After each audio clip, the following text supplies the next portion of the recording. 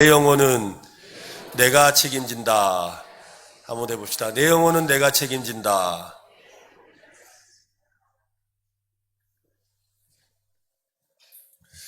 계속해서 영혼의 문제를 우리 몇 주간 좀 살펴보고 있는데요. 우리는 계속해서 이 영혼에 대한 부분들을 잘 이해할 필요가 있습니다. 왜냐하면 이 신앙생활이라는 것은 영혼과 관계되어 있기 때문입니다. 그래서 사실 영혼에 대해서 잘 알아야 되지요. 영혼은 지난 시간에 제가 몸과 정신과 의지를 감싸고 있는 것이라고 했습니다. 즉 의지는 에너지와 같습니다. 사람은 의지를 통해서 움직이고 또 뭔가를 펼치고 또 추진할 수 있게 되죠. 그죠? 의지가 없으면 오늘 여기 못 나오는 거죠. 날도 이런데 하지만 여러분의 의지를 사용하셔서 이곳에 나오게 되는 거죠. 또한 이 사람은 정신을 통해서 생각하고 느끼는 능력이 무한합니다. 우리가 가진 관심의 대상을 선택하고 집중할 수 있는 것도 정신의 영역, 사고의 영역이지요. 공부하는 것, 특히 정신의 영역입니다. 이 몸은 또 작은 파워팩, 에너지를 발산하는 것이지요. 그래서 우리 몸에서 지시를 내릴 수 있습니다. 또 운동하고 단련하고 연마하고 또 몇 킬로미터를 걸어가거나 달릴 수도 있습니다. 하지만 영혼은 우리에게서 어떤 일을 하느냐면 갈망합니다. 해볼까요? 영혼은 갈망한다. 그죠? 영혼은 갈망하는 거예요. 영혼은 마치 우리 장기를 두다 보면 장기판에 이렇게 여러 가지 앞에 조울들이 있고 또 상도 있고 그죠? 또 그다음에 차포 이렇게 쭉 있잖아요. 있고 그리고 이렇게 제일 중앙에 뭐가 있습니까? 왕이 있죠, 왕. 그죠? 제일 중앙에 왕이 있어요. 근데 이 재미난 사실은 왕이 마음대로 돌아다니지 못하죠. 딱 어떻게 해요? 여러분 장기 보셨죠? 예, 그죠? 왕이 돌아가는 데는 딱 중간에 있는 사각형, 그죠? 이렇게 대각선을 그어져 있는 그 안에서만 뱅글뱅글 돌아요. 뱅글뱅글 돌아요. 마치 영혼이라는 것이 그와 같습니다. 장기판에서 왕의 움직임은 제한되어 있지요. 그러나 또 왕을 잃으면 끝나요. 그죠? 아무리 졸이 많고 아무리 자포가 그대로 있어도 이 왕이 죽으면 그 게임은 끝이 나는 거죠. 영혼은 마찬가지입니다. 영혼을 잃으면 아무리 정신이 있고 또 몸이 있고 의지가 있어도 소용이 없다 이 말입니다. 그러므로 영혼을 아주 소중하게 여겨야 합니다. 영혼의 필요를 잘못된 것으로 채우면 뭔가 잘 풀리지 않고 또 엉망진창이 되어버립니다. 한스발드 볼프라는 이 신학자는 육체라는 단어는 죽음과 체력과 한계를 지닌 인간의 몸을 의미하는 것이고 영이라는 것은 히브리어로 루아흐인데요. 인간의 존재를 의미하는 숨, 또 뜻과 영감이 있는 존재를 말한다라고 그래요. 그리고 영혼을 또한 이 히브리어로 네페시, 헬라어로 네페시라고 그러죠. 이건 갈망하는 인간이라는 뜻입니다. 그래서 인간은 갈망하는 영혼을 가졌다라고 하는 것입니다. 그 갈망의 최종 목적지는 하나님입니다. 토마스 아퀴나스라는 분은 인간의 갈망은 하나님을 가리키는 화살표다. 즉 사람이 마음속에 뭔가 이렇게 갈증을 느끼고 간절히 소망하는 것이 있는데 그걸 갈망이라고 그러잖아요. 이 갈망이 때로는 사람에게 가고 또 자기 쾌락에도 가고 또 자기 삶의 어떤 성취로도 가지만 그러나 그곳으로 다 채워지지 않아서 나중에 결국 마지막에 도달하는 것이 바로 하나님이라는. 그래서 이 갈망의 마지막 종착점이 하나님이기 때문에 이 갈망은 바로 하나님을 가리키는 화살표, 이정표와 같다라고 표현하는 것이죠. 성경도 그렇게 말을 합니다. 이 시편 17편 15절에 보면 나는 의로운 중에 주의 얼굴을 뵈리니 깰 때에 주의 형상으로 만족하리라. 즉 하나님으로 만족한다라는 거지요. 또 시편 107편 9절에는 같이 한번 읽어볼까요? 같이 시작. 그가 영혼에게 만족을 주시며 줄인 영혼에게 좋은 것으로 채워주신다. 하나님만이 어떻게 했는데 영혼에 만족을 주시고 라고 말하고 있는 거지요. 우리는 지성, 체력, 활력, 도덕성 등 모든 면에서 제한적입니다. 인간에게 한계가 없는 것은 단 하나뿐이에요. 다 뭔가 한계가 있어요. 머리도 한계가 있고 체력도 한계가 있고 그죠? 우리가 생각하는 것도 다 한계가 있는데 한 가지 끝없는 게 있다는 거예요. 그게 뭐냐면 욕망이에요. 욕망. 욕심, 욕망이죠. 우리는 늘 더 많은 것을 갈구합니다. 더 많은 시간, 더 많은 지혜, 더 많은 아름다움, 더 많은 유튜브에서의 재미난 것들, 뭐 이런 걸 갈구한다는 거예요. 그러니 갈구가 바로 영혼의 부르짖음입니다. 우리는 결코 만족하지 않습니다. 우리가 만족하지 못하는 것은 영혼의 문제라는 거예요. 즉 영혼이 채워지지 않았기 때문에 만족하지 못하는 거예요. 영혼이 채워지면 그때부터는 만족이 돼요. 그래서 신앙생활이라는 게 그런 거예요. 여러분, 영혼이 만족되면 우리 지난번 우리 노진진 목사님 부흥회 때도 그랬잖아요. 그죠? 이 사도 바울이 내가 가난한 데도 처하고 부한 데도 처하고 내가 이곳에도 저곳에도 일체 자족하는 법을 배웠다. 자족이 뭐예요? 스스로 만족한다는 거잖아요. 스스로 만족한다는 게 어떻게 해서? 영혼의 만족이 있다는 거예요. 이 영혼의 만족이 어떻게 해요? 고난 중에도 또 기뻐할 때도 또 뭔가 배부를 때도 또 배가 고플 때도 또 내가 뭘 성취했을 때도 실패했을 때도 만족을 가질 수 있게 한다는 거죠. 그래서 영혼의 만족이 너무나도 중요하다는 것입니다.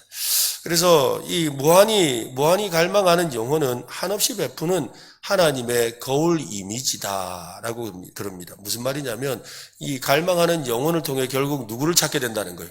하나님을 찾게 되어 있다는 거예요. 그래서 우리 노래 가사 중에도 있잖아요. 오랜 세월 찾아 난 알았네. 내겐 주밖에 없네. 그죠? 오랜 세월을 찾았어. 내가 오랜 세월 가서 찾아서 내 갈망을 찾았다는 거예요. 그래서 결국 찾은 것이 주님밖에 없다라는 것이죠. 그렇습니다. 우리가 결코 만족하지 못하는 진짜 이유는 하나님의 그 무한한 사랑의 베품을 받으며 살아야 하는 존재이기 때문입니다. 영혼의 무한한 갈망은 하나님의 한없는 이 은혜와 짝을 이룹니다. 즉 짝을 이룬다는 건 하나님의 한없는 은혜가 없으면 뭔가 허전한 거죠. 둘이서 단짝인데 하나가 빠지면 안 된다는 거죠. 영혼의 문제는 갈망이 아니라 타락입니다. 타락한 것이 문제예요. 갈망은 본성이고 타락은 그 갈망의 대상이 바뀌고 뒤죽박죽된 상태를 말합니다.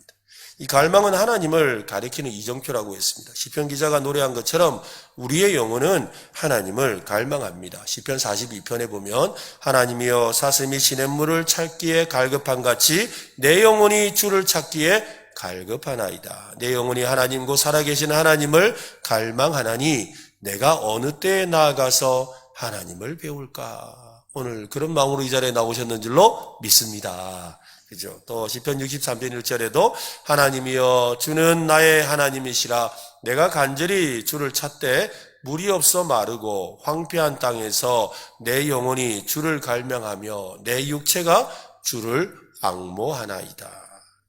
그렇습니다. 하나님이 안 계신 삶이 바로 황폐한 땅, 물이 없는 땅과 같다라고 표현하고 있는 것이죠. 안타깝게도 우리는 정신과 몸과 의지를 다른 대상에게 헌신하고 있습니다.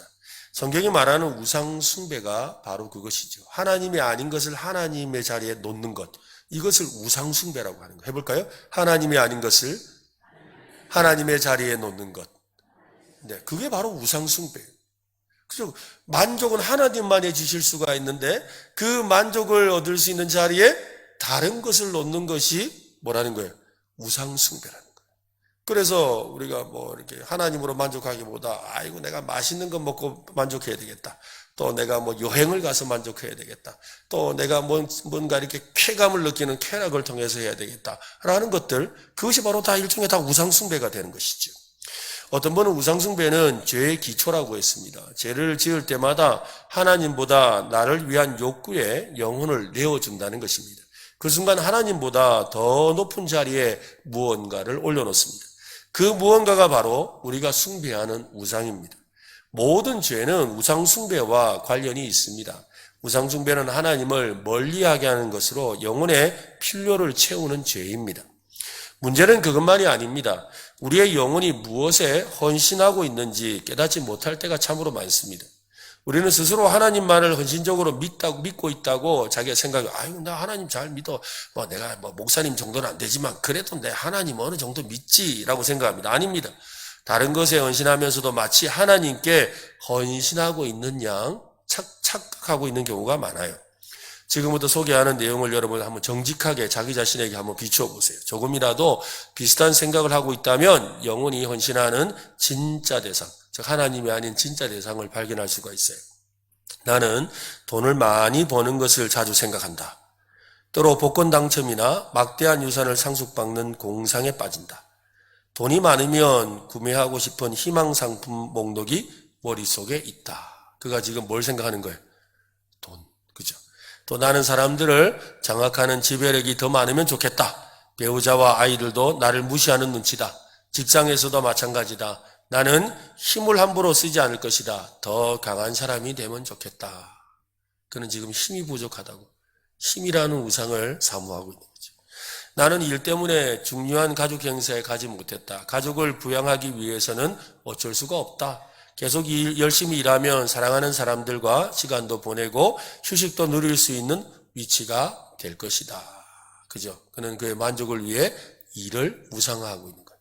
나는 훌륭한 가치관을 가진 정직한 사람이다. 하지만 중요한 일을 할 때 보는 사람이 없으면 가치관과 다른 행동을 한다. 뭐예요?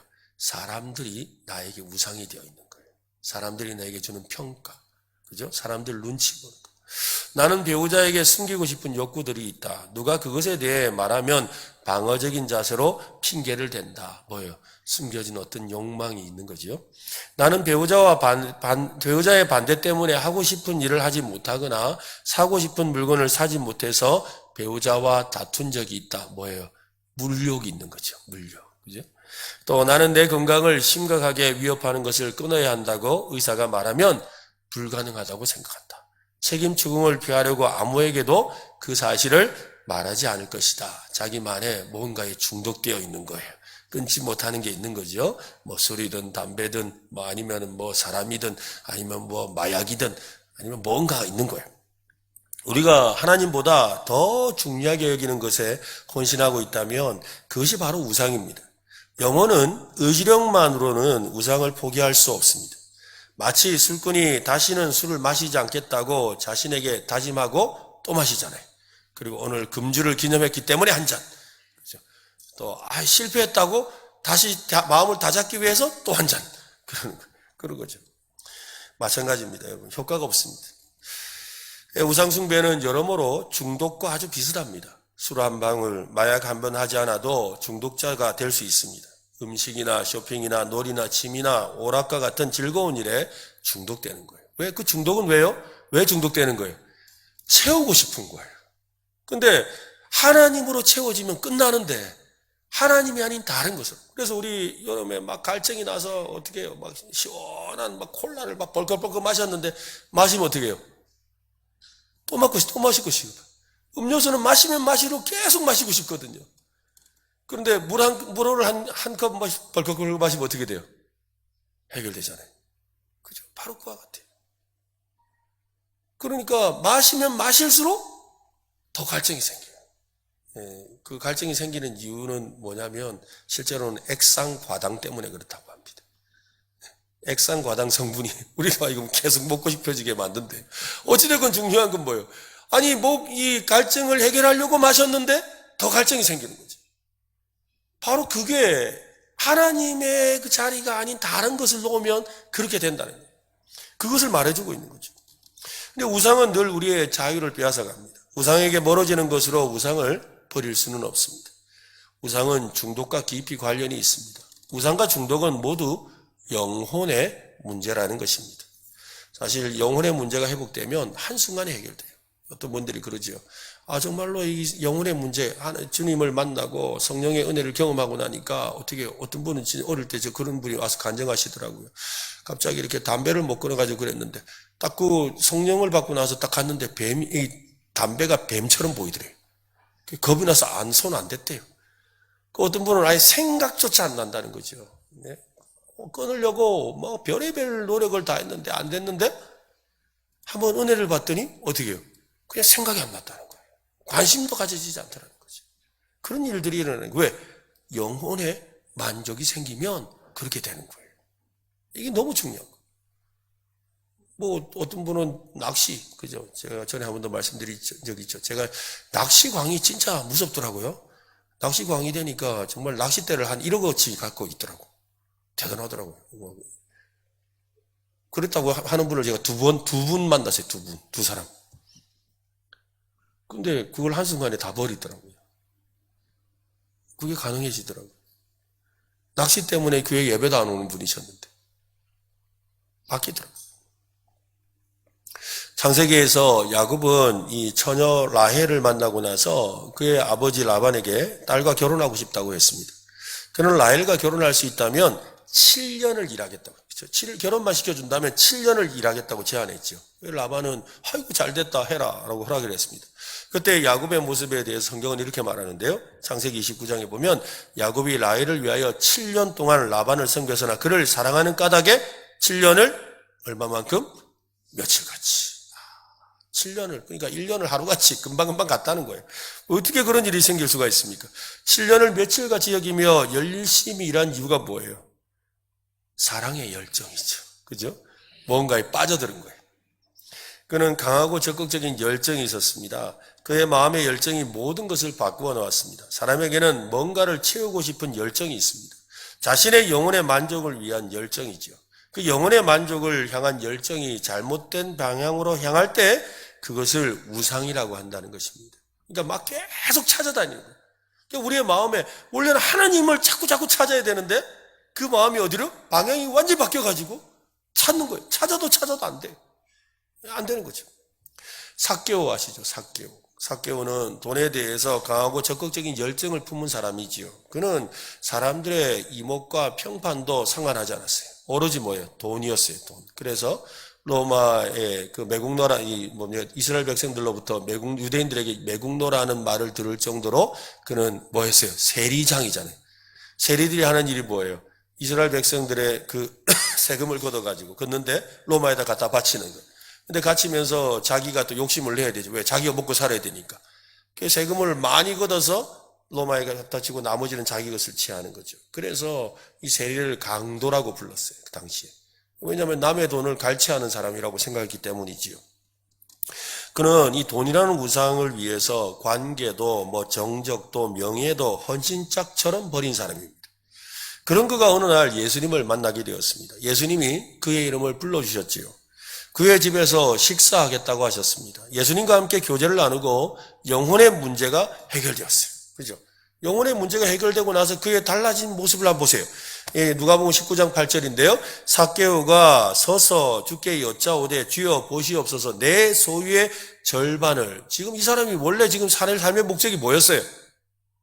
돈이었잖아요. 소유였어요. 근데 그 소유의 절반을 가난한 자들에게 주겠사오며 뭐예요? 자기의 만족, 영혼의 만족이 오고 나니까 그게 이제 중요한 게 아닌 거예요. 이게 중요한 게 아닌 거예요. 자기 삶에 그 전까지는 돈이 중요했거든요. 돈 때문에 살았단 말이에요. 돈 모으려고 살았고, 돈 뺏으려고 살았고, 어떻게 한 푼이라도 훔쳐지려고 살았는데, 이제 어떻게 되었어요? 자기 재산 반 그냥 내놓겠대요. 그리고 만일 누구의 것을 속여 빼앗은 일이 있으면, 네 갑절이나 네 배나 갚겠습니다. 그러니까 정직하게 살겠다는 거예요. 좀 가난하게 살아도 괜찮다는 거죠. 좀 못 먹고 살아도 괜찮다는 거예요. 영혼의 만족을 얻으면 충분하다는 거예요. 오늘 우리도 영혼의 만족이 있기를 바랍니다. 네, 여러분. 영혼의 만족하면 또 못 사나 싶어 걱정하시는 분이 계시는데 그건 알 수가 없죠. 네, 그러나 영혼의 만족이 먼저입니다. 그동안 가지고 있던 열정의 방향이 바뀌게 된 거지요. 무엇이 그를 변하게 했을까요?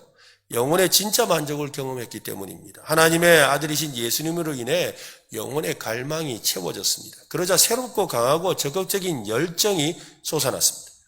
진정으로 예배해야 될 대상을 위한 열정이 생겨났지요. 이제 채울 수 없는 갈망이 아니라 영혼의 만족을 누리며 살게 된 것입니다. 여러분 오늘 이 저녁에 영혼의 만족을 누리고 돌아가시기를 바랍니다. 그죠? 영혼의 만족을 얻고 가시기를 바랍니다.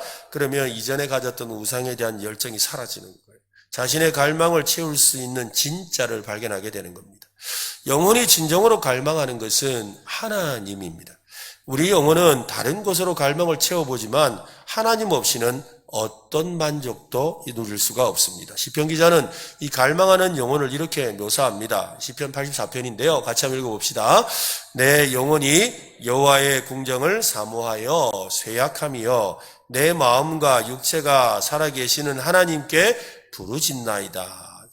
그냥 이렇게 읽으면 그냥 아이고 뭐 영혼이 좀 힘들었나 보다 이렇게 생각이 되는데, 다른 번역 성경을 보면요 아주 적나라하게 표현합니다. 내가 애타게 그리워하다가 쓰러질 지경입니다. 너무 애타게 하나님을 찾다가 하나님을 너무 사모하다가 어떻게 됐다는 거예요? 기절할 지경이라. 그지 뭐 쓰러질, 막 기진맥진하다 이 말이죠. 여러분, 어느 정도로 사모해야 이런 이 기절할 정도의 지경이 될까요? 분명한 사실은 우리의 영혼이 지금 하나님을 갈망하면서 기절할 지경에 있다는 거죠. 기절할 정도로 쇠약해진 영혼이라는 거. 오늘날 지금 많은 사람들이 그래요, 여러분. 우리가 이 코로나가 끝나고 나서 진짜 모든 사람이 다 인정하죠. 여러분도 인정하고 저도 인정하잖아요. 옛날만 못하다고. 그렇잖아요. 우리 옛날만 못해요. 영혼이 다 이렇게 기진맥진하는데 이제 다 원래 우리 그렇잖아요. 원래 세끼 먹고 살다가 그럼 뭐 어떤 형편이 어려워가지고 뭐 한 두 끼 먹고 살다 보면 어떻게 해요? 그냥 두 끼 먹어도 괜찮은 줄 알아. 그러다 또 한 끼 먹으면 또 한 끼 먹고 살아도 뭐 그냥 한 끼 먹고 살면 되는 줄 알아요. 그러면서 뭐예요? 세 끼 먹던데 기억 안 하는 거예요. 한 끼 먹어도 괜찮다 그러죠. 그렇게 그런 상황이라니. 우리 다 그런 상태에 있어요. 우리의 몸과 정신과 의지가 그것을 깨닫지 못하고 여전히 다른 것으로 영혼의 갈망을 대체하려고 몸부림치고 있는 겁니다. 우리의 영혼을 하나님의 것으로, 하나님으로 채워야 합니다. 하나님의 말씀으로 채워야 합니다. 하나님의 임재로 채우는 여러분 되시기를 바랍니다. 우리가 자주 착각하는 것이 있습니다. 우리가 영혼을 위해 투자하는 이 잠깐의 시간으로 충분히 영혼의 갈망을 해결할 수 있다고 생각하는 거죠. 저는 제 이야기를 해서 죄송합니다만 저는 새벽 4시에 일어나요. 새벽 4시에 알람 소리 들으면 번뜩 일어나거든요. 바로 씻고 하루를 시작할 준비를 합니다. 그래서 옷 다 차려입고 나가요. 이렇게 면도도 하고 다 하고 그냥 이렇게 다 차려입고 아침에 제 나왔던 모습 지금 이 모습 이대로 해요. 네. 그리고 이제 교회 도착하면 4시 반쯤 되죠. 4시 반에 도착하면 앞에 앉아서 5시까지 성경 말씀을 매일 묵상하는 큐티를 합니다. 성경을 읽고 묵상하는 시간을 가지고 나서 새벽기도 참석하지요. 그리고 기도 시간을 가집니다. 그리고 6시 한 반쯤 되면 목양실로 올라가서 한 8시 반까지 성경 읽고 또 신앙서적 읽고 또 설교 준비를 합니다. 특별한 일이 없는 한 늘 그 생활을 지키려고 하거든요. 굉장히 노력을 합니다. 그 시간이 저의 영혼을 지켜준다고 생각하기 때문에 그래요. 저는 나름 만족합니다. 나처럼 하는 사람 어디 있어 하는 생각이 좀 있거든요. 교만한 마음이 있어요. 근데 영혼을 위해서 투자하고 있다고 내 스스로 생각하죠. 그래서 내가 영혼을 위해서 내가 이 시간 다른 어떤 것보다 내가 이게 제일 중요하다. 사실은 그 시간에 운동도 안 해요, 내가. 왜냐하면 이 시간을 포기하면 안 된다 생각. 요거에 내가 살아가는 이유다 생각. 이것이 내 영혼을 만족하게 하는 중요한 이유라 생각하기 때문에 어떻게든 지키려고 하거든요. 근데 여러분, 어떤 분은 이 새벽 기도를 드리면 영혼이 충분히 만족스러울 것이라고, 영혼이 굉장히 내가 오늘 새벽 기도를 했더니 이러면서 이렇게 만족스럽다고 생각할 수 있죠. 또 어떤 분은 일주일에 한 번 교회 예배를 드리면, 그죠? 일주일에 한 번 와서 1시간 예배 드리는 것으로도, 나는 진짜 이번에 예배를 드렸다고, 내가. 그러면서 어떤 분은 하죠. 지난주에 내가 예배를 빠졌더니 내가 이번에 영 삶이 안 좋다고. 그리고 예배 한 번 드리는 것으로 영혼의 만족을 얻는 그런 분도 계세요. 아닙니다, 여러분. 그 정도의 노력으로, 저도 마찬가지지만 그 정도의 노력으로 영혼이 만족할 것이라는 생각은 착각입니다. 유명한 영성신학자인 이 달라스 윌라드라는 사람은 지적하는데요. 나는 큐티에 대해 말하는 것이 아닙니다. 교인들은 물론 목사들도 큐티를 꾸준히 규칙적으로 하지 못하는 데 대한 자책감이 심합니다. 큐티를 하더라도 영혼이 건강해지지 않는 것을 알고 있습니다. 문제는 하루에 첫 15분이 아닙니다. 나머지 23시간 45분의 문제입니다. 즉 여러분, 우리의 영혼의 만족이 15분, 30분, 1시간, 2시간 이걸로 되는 게 아니라 우리의 24시간이 만족해야 돼요. 아멘? 이게 너무 중요한 거예요, 여러분. 그러니까 우리의 24시간이 온전히 하나님 앞에 만족한 삶을 살아가는 것. 이것이 우리의 목표가 되어야 되고 그것이 우리의 삶의 진정한 만족이 되어야 된다는 거죠. 이를 위해서 완전한 만족과 기쁨과 확신을 경험하도록 우리의 생활을 정돈해서 하나님을 사모하고 하나님을 갈망하고 하나님이 내 곁에 계신 것을 늘 생각하며 살아야 되는 거예요. 그래서 수시로 하나님 생각해야 되는 거죠. 우리가 지난 특세를 통해서 예수님 생각, 그죠? 어떻게 하든 자꾸 하려고 막 팔찌도 끼고 했잖아요. 팔찌를 뺐더니 또 생각을 안 하더라고요. 어찌되었건 이렇게 팔찌를 끼고서라도 생각해보고 또 생각해보는 이 일이 필요한 거죠. 우리의 영혼이 완전한 만족과 기쁨과 확신을 얻기 위해서는 어떻게 할까요? 날마다 하나님을 경험하는 데서 오는 만족과 기쁨과 확신을 얻어야 하는 거죠. 이것만이 영혼을 건강하게 만들어줍니다. 그것은 다른 누군가가 대신해 줄 수가 없습니다. 그래서 내 영혼은 누가 책임진다? 내가 책임진다. 내가 책임져야 돼. 해봅시다. 다시 한번. 내 영혼은 내가 책임진다. 그러니까 저보고 와서 말하지 마세요. 목사님 책임져 달라 하지 마세요. 목사님 때문이라도 하지 마세요. 누구 때문이에요? 나다. 나라 하니까 다 목사님이라고 아니지. 여러분 자기. 그죠? 내 영혼은 내가 책임지는 거예요. 오직 내가 해야 하는 일이고 나에게 맡겨진 일입니다. 내 영혼은 내가 책임져야 합니다. 그래서 아까 말했던 달라스 윌라드라는 분은 날마다 하나님이 주시는 만족과 기쁨과 확신을 깊이 경험하도록 자기 생활을 잘 정돈하라 라고 하는 것이죠. 자기를 돌아보라는 거예요. 세상은 모두 인과 법칙의 영향을 받습니다. 그 중에서도 가장 분명하게 영향을 받는 것. 인과 법칙이 뭐예요? 원인과 결과가 있다. 원인이 있으면 반드시 결과가 있다는 거죠. 그 원인이 있으면 결과가 있다라는, 그리고 뭔가 이렇게 인풋이 있으면 아웃풋이 있다. 이런 이 정확한 이 인과 법칙을 지배받는 것이 바로 영혼이라는 거예요. 영혼이 잘 되거나 못 되는 것은, 사랑하는 자의 내 영혼이 잘 된 것 같이 할 때 영혼이 잘 되는 것은 내가 잘 되도록 했기 때문에 잘 되는 거라는 거예요. 내가 잘 되도록 노력하지 않았는데 잘 되는 일은 없다 이 말이에요. 그죠? 그러니까 내 영혼이 지금 피폐하고 엉망인 것은 내가 어떻게 했다는 거예요? 내가 엉망으로 살았다는 거예요. 내가 엉망으로 살았기 때문에 내 영혼이 엉망인 거지, 내 영혼을 누가 와서 내 영혼을 막 함부로 할 수 없다 이 말이에요. 그것은 다 내가 하는 일이라는 거예요. 잘 되는 것도 못 되는 것도 모두 원인과 결과는 분명합니다. 에스겔서 18장 2절로 4절에 보면 너희가 이스라엘 땅에 관한 속담에 이르기를 아버지가 신포도를 먹었으므로 그의 아들의 이가 시다 함은 어찌됨이냐. 이 말이 무슨 말이에요? 아버지가 아들을 뵀는데, 어머니가 아들을 뵀는데 이제 뵈기 전에 아버지가 신포도를 먹었더니 이가 시더란 말이에요. 그래서 어우 쉬어 이랬단 말이에요. 그런데 그랬기 때문에 아들이 이가 시다. 유전된다 안 된다? 여러분 됩니까 안 됩니까? 안 돼요 여러분. 체질상 그럴 수는 있겠지만 여러분, 여러분이 어머니들 여기 많이 계시니까 애 배가지고 그죠? 닭고기를 먹었다고 애가 닭살로 나옵니까? 아니잖아요 여러분. 안 그래요? 내가 너무 이렇게 딸기를 너무 좋아한다고 딸기를 많이 먹었다고 애가 막 딸기처럼 꼼보로 나옵니까? 아니잖아요. 아니란 말이에요. 갑자기 표정은 맞다는 표정처럼 이렇게 보시는 분들이 있어가지고. 아니거든요. 바로 이야기예요. 그래서 주 여호와의 말씀이라 내가 나의 삶을 두고 맹세하노니 너희가 이스라엘 가운데에서 다시는 이 속담을 쓰지 못하게 되리라. 앞으로 이런 속담 못 쓴다 라고 말씀하셨다는 거예요. 모든 영혼이 다 내게 속한지라 아버지의 영혼이 내게 속함 같이 그 아들의 영혼도 내게 속하였나니 범죄하는 그 영혼은 죽으리라. 무슨 말이에요? 아버지 영혼은 아버지 영혼이고 아들 영혼은 아들 영혼이다 이 말이에요. 그러니까 아버지 영혼은 아버지가 책임져야 되고 아들 영혼은 누가 책임져야 된다? 아들이 책임져야 된다 이 말이에요. 사람은 자기 영혼을 책임져야 한다는 거예요. 우리는 무엇으로 심든지 그대로 거둔다라는 말씀을 기억해야 합니다. 심은 대로 거두는 것은 만고의 진리죠. 그렇잖아요, 그죠? 콩 심은 데 콩 나고 파 심은 데 팥 나지, 콩 심었는데 갑자기 무슨 바나나가 납니까? 그럴 일 없어요.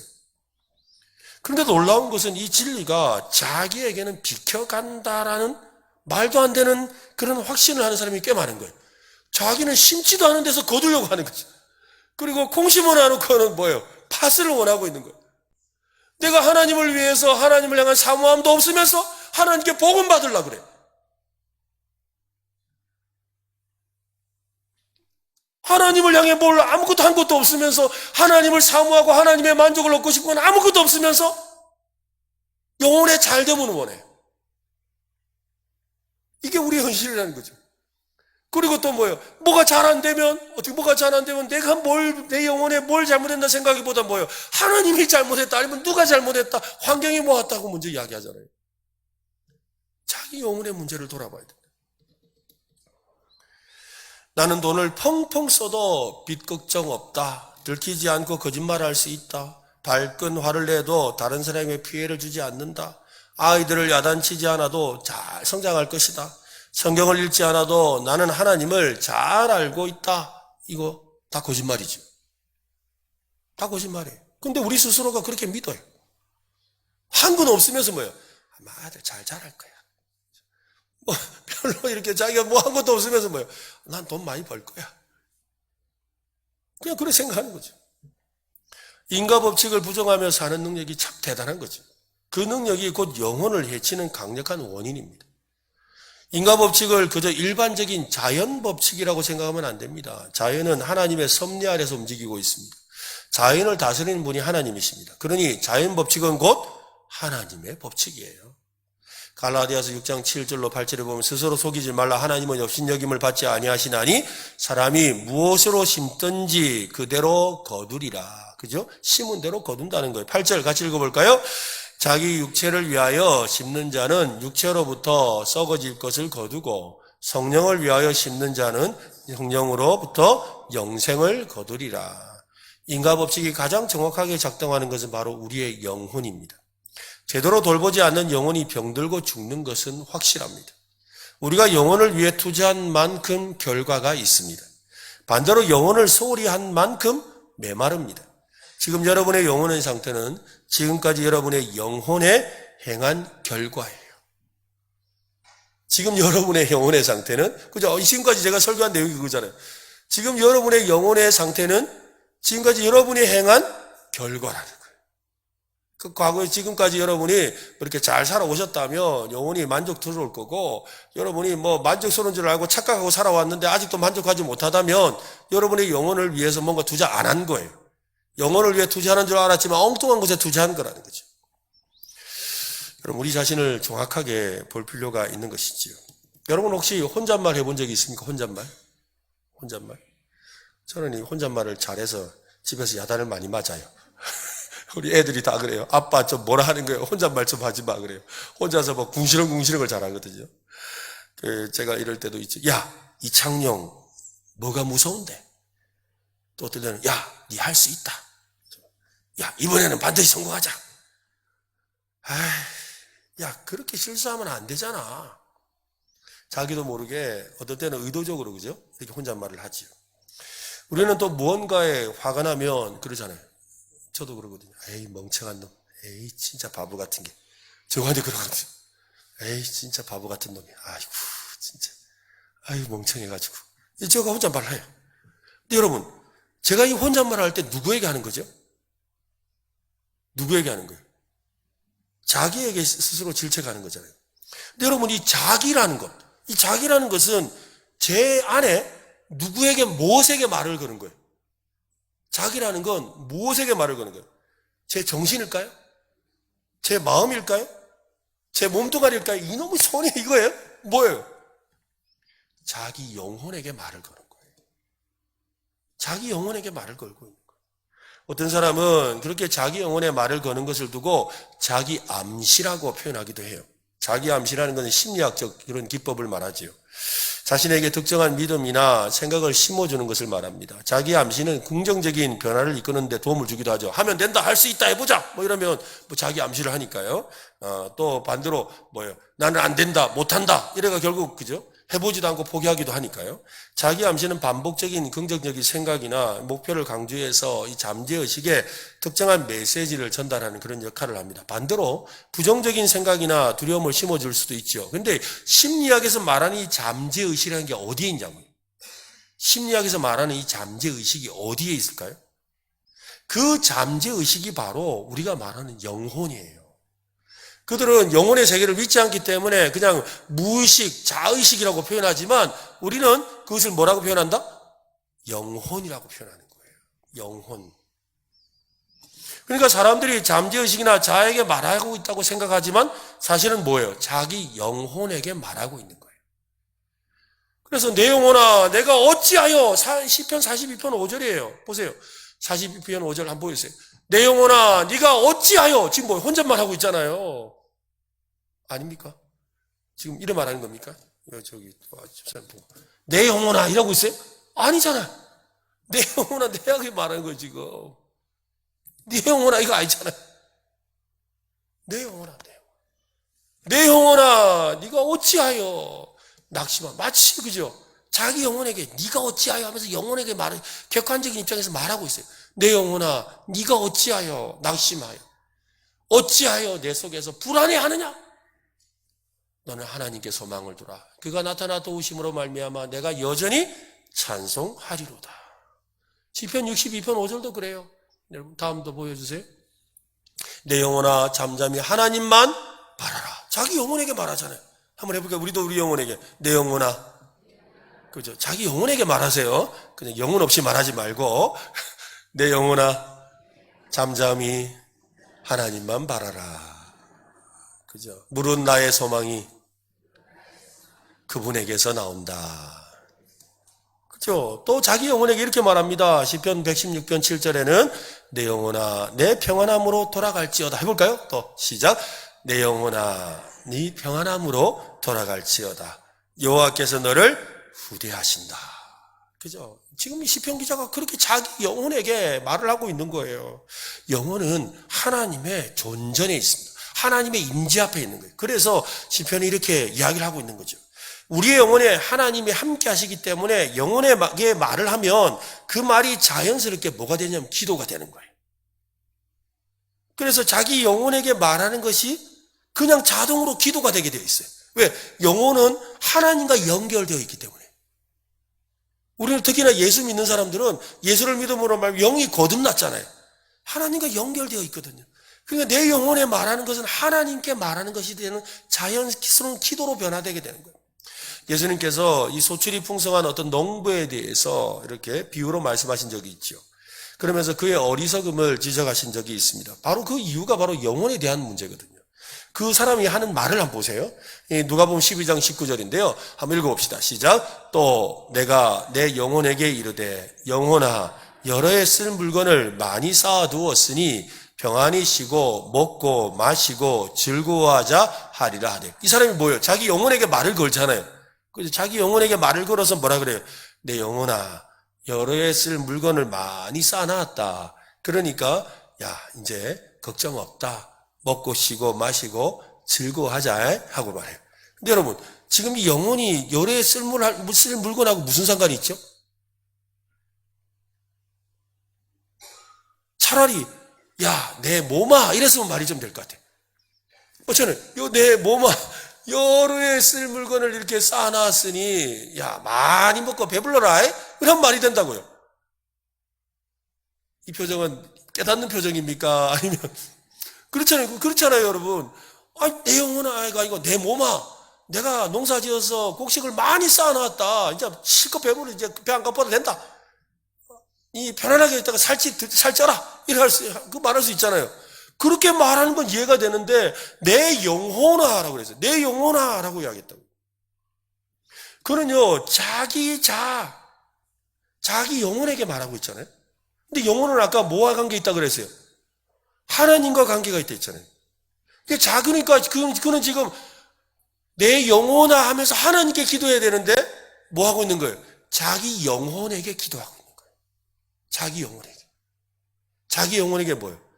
평안하게 살아라 하고 이렇게 기도하고 있는 거예요. 얼마나 어리석습니까? 얼마나 어리석은 일이에요.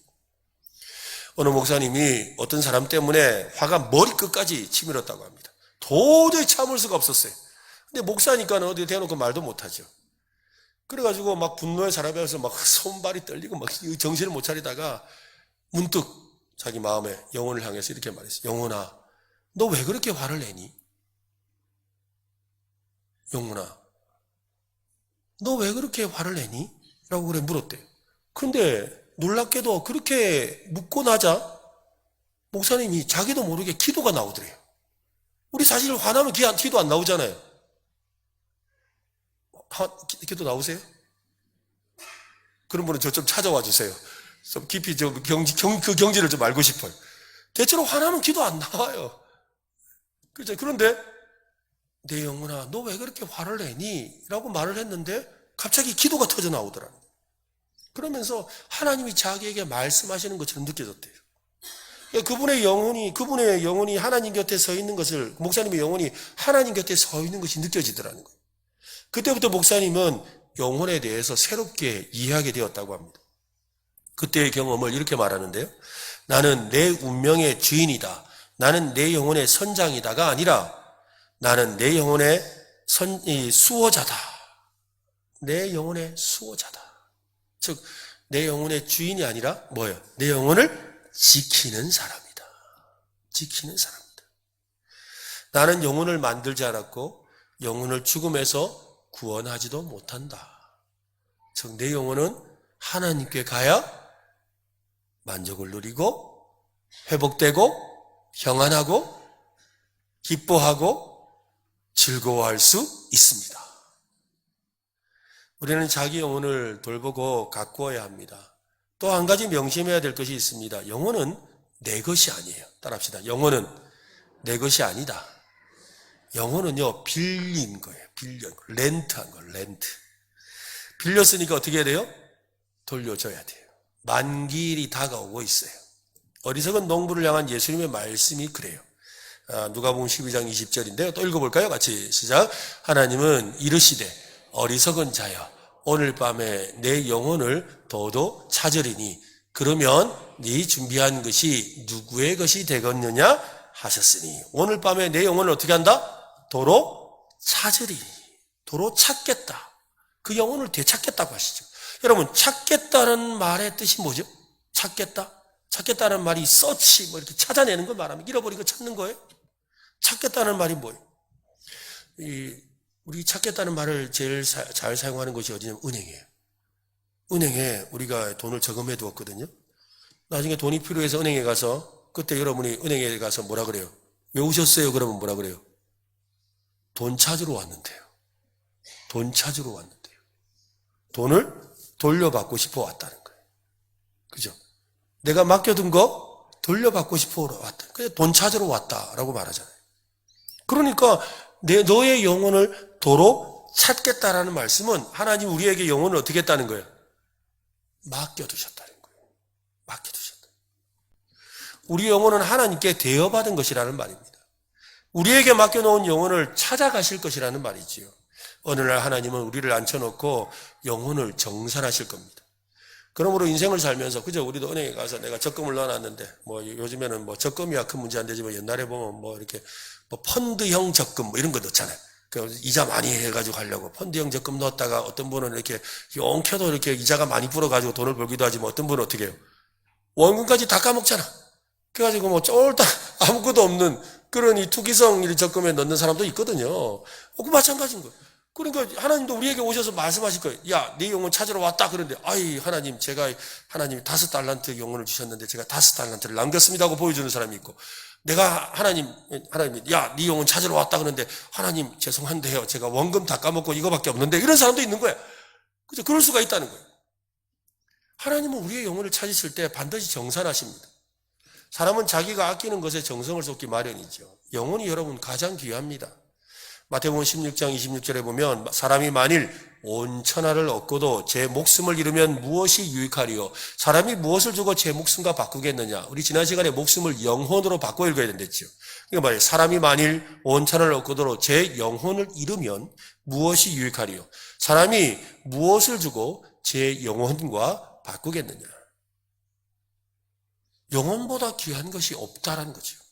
예수님은 또 이렇게 말씀하셨어요. 마태복음 10장 28절에 몸은 죽여도 영혼은 능히 죽이지 못하는 자들을 두려워하지 말고 오직 몸과 영혼을 능히 지옥에 멸하실 수 있는 이를 두려워하라. 예수님은 두려워하라고 합니다. 진짜 두려워할 것을 두려워하라는 말씀이지요. 세상에서 우리가 두려워하는 것은 여러분 진짜 두려움이 아니에요. 정말 두려워해야 될 것은 영혼의 문제와 관련된 두려움이에요. 우리의 정신의 문제의 두려움, 우리의 의지의 문제의 두려움, 우리의 몸의 문제의 두려움보다 진짜 두려운 것은 뭐라는 거예요? 영혼의 두려움이에요. 몸은 노하고 시들고 영혼은 영원합니다. 우리가 어떻게 사느냐가 영혼의 운명을 결정하기 때문입니다. 성경은 우리가 영원한 운명을 결정하시는 하나님 앞에 서게 된다고 분명하게 말씀합니다. 하나님의 뜻과 방법을 거부하고 위반하면 우리의 영혼은 결국 하나님과 완전히 단절되어 파괴될 것입니다. 우리의 영혼을 지키고 보호해야 합니다. 우리의 영혼의 수호자가 되어야 합니다. 아니, 영혼을 가꾸는 정원사가 되어야 하죠. 여러분, 정원사가 하는 일이 뭔지 아시죠? 나무를 가꾸는 일을 합니다. 그죠? 나무를 가꾸기 위해서 어떻게 하죠? 웃자란 가지는 잘라내요. 그죠? 웃자란 가지 잘라내요. 안 그러면 괜히 괴가 막 자라가지고 나무들이 다른 가지들이 영향을 주니까 잘라내야 돼. 뭐요? 우리 속에 있는 영혼의 웃자란 탐욕과 죄와 이런 것들을 잘라내야 되는 거예요. 또 아름다운 모습을 유지하도록 또 이렇게 가지치기 하잖아요. 그죠? 이렇게 다듬잖아요. 또 잡초도 뽑아요. 그죠? 끊임없이 솟아오르는 그런 잡초들 뽑아요. 또 열매가 잘 맺히도록 양분을 주기도 하죠. 우리는 우리의 영혼의 정원사, 수호자가 되어야 한다는 것입니다. 영혼을 기피하게 만드는 죄와 정욕을 잘라내야 되고 영혼의 성장을 가로막는 의심과 불안을 제거해야 합니다. 날마다 하나님의 은혜의 강물에 뿌리를 뻗도록 말씀을 사모해야 합니다. 뿌리에서부터 가지 끝에 달린 잎사귀까지 은혜의 양분이 그대로 흘러가도록 하기 위해서 불순종이라는 견고한진이나 쓴뿌리를 제거하고 순종의 삶을 살아야 돼요. 이것이 정원사로 자기 영혼을 가꾸는 삶입니다. 영혼을 정돈해야 되는 거죠. 우리의 삶 속에 영혼이 언제나 잘 정돈된 상태로 만족을 누리도록 날마다 순간마다 하나님을 갈망하며 살도록 우리가 잘 가꾸는 일을 해야 되는 거예요. 오늘 여러분, 우리가 마음에 결심하면 좋겠어요. 그죠? 내 영혼은 누가 책임진다? 내가 책임진다. 그죠? 내 몸 내가 책임지듯이 내 영혼도 책임져야 돼요. 하나님께서 날마다 주시는 만족과 기쁨과 확신을 풍성히 누리기 위해서 여러분의 영혼을 잘 정돈하고 가꾸는 삶을 사시기를 바랍니다. 그 삶의 시작은 하나님을 갈망하는 데 있습니다. 하나님이 여러분의 마음에 충만하시기를, 여러분의 영혼에 충만하시기를 예수님의 이름으로 축원합니다.